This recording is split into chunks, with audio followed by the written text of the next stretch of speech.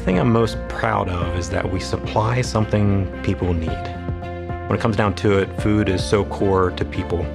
It goes deep. I've had people hug me and get tears in their eyes just because they're so excited about what we make. When they think of the product, they go, oh, I know your product. It excites us to see that in other people's eyes, that we're fulfilling a need. The important thing is to try to keep doing what we're doing better, of quality product that we can be proud of. It's crazy, I think, to all of us to think how far the roll has gone.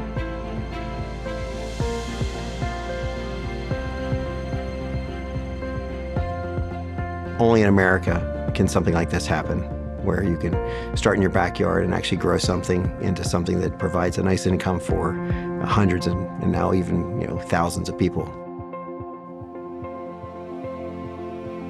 Back in 1955, Lloyd and Lois Martin started making Martin's potato rolls in their garage that they turned into a bakery. They would bake all week long and then go to the farmer's market on Saturdays. They baked in there from 1955 till about the mid-1960s when they were able to expand. My grandparents. They were really fun to be around. We did a lot of family trips together over the summers and stuff with them, so we had lots of times when I would hop in their motorhome with them and go down the road and learn lots from them.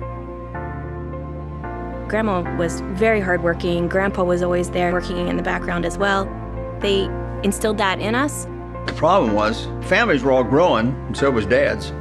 The little shop is just minuscule, and there was no way it was ever going to continue growing to support the families that were growing. We kind of grew from there. Had to go through two pretty major expansions for the backyard of a house.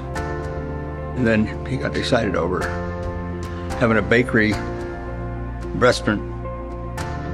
My grandfather had seen the writing on the wall a bit with the interstate system being built in the 60s and built a restaurant, had a bakery in the back. A place where you can come in and buy some sweet goods and maybe even have a hamburger. We called our one hamburger the Marty Burger.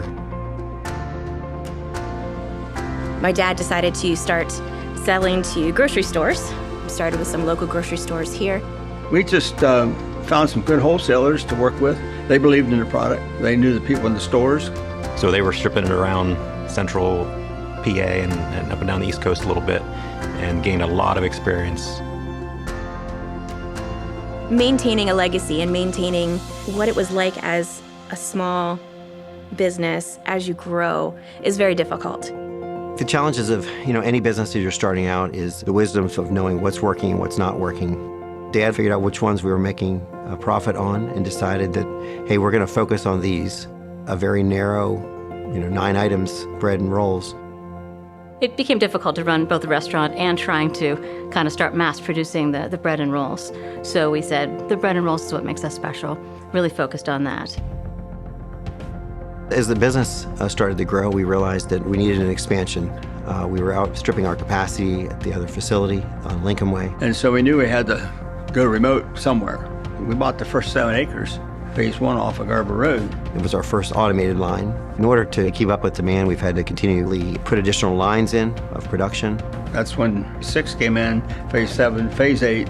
We've automated, continued to improve the quality in the process. We spent a lot of money on good ingredients. We buy what we believe will make the best product. And the ingredients we put in are the same type of ingredients we've put in since the beginning. And those quality ingredients make the product taste amazing. It makes it hold up to whatever you put in it. It's a contributing positive to whatever you're doing. All kinds of different foods you can make with the product. You actually add to your hot dog or to your hamburger, your sandwich, your hoagie, or whatever it is that you're eating. When you bite into a sandwich, it's the beginning flavor of anything else you're making. The company had gone through tremendous growth. Bread was growing 30%, rolls were growing 15%, and we were nearly out of capacity. By 2007, we needed more production capability, so we built a bakery in Valdosta, Georgia. And from there, it was a lot easier to send product, down into Florida and then westward into Texas. There was a small restaurant in New York City that took our product in. I would say put us on the map from a chef standpoint. And so as that product started selling in the New York market, more and more restaurants recognized it as a quality product that was unique.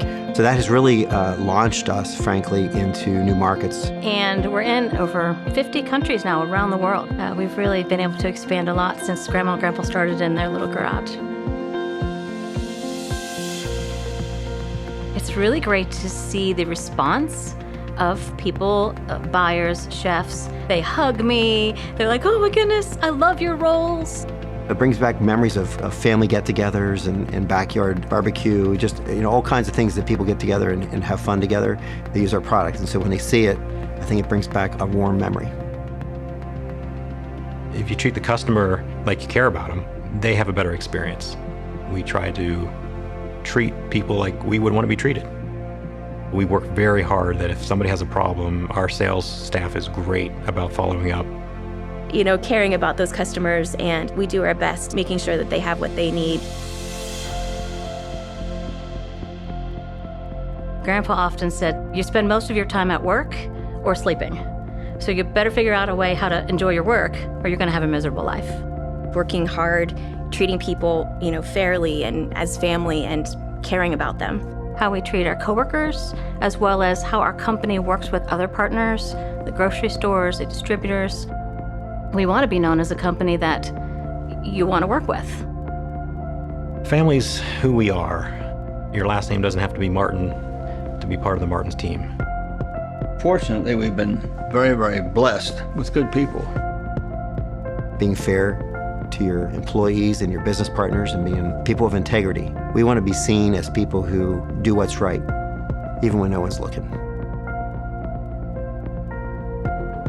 Generosity for us is very important. We have a strong Christian value in our faith. I think generosity's been passed down from our grandparents and our parents, and just the importance of giving back to the community around us as well as the larger community across the world.